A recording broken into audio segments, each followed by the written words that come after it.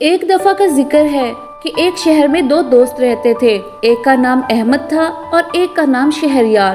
دونوں اچھی زندگی بسر کر رہے تھے، لیکن شہریار امیر تھا۔ اس کے پاس 12 مرغیاں تھیں جو کہ سونے کا انڈا دیتی تھیں۔ احمد کو شہریار کی امیری پر حسد تھا۔ ایک دن احمد نے سوچا کس طرح اس کی مرغیوں کو چرایا جائے تاکہ ایک دن وہ بھی اپنے دوست کی طرح امیر ہو جائے۔ پھر ایک دن احمد نے بہت ہمت اور کوشش کر کے شہریار کی ایک مرغی چرانے میں کامیاب ہو گیا۔ اگلے دن جب شہریار نے اپنی ایک مرغی غائب دیکھی تو بہت پریشان ہوا۔ اس نے ارد گرد محلے کے لوگوں سے معلوم کرنے کی کوشش کی، مگر کسی کو پتا نہ تھا کہ شہریار کی مرغی کس نے چرائی ہے۔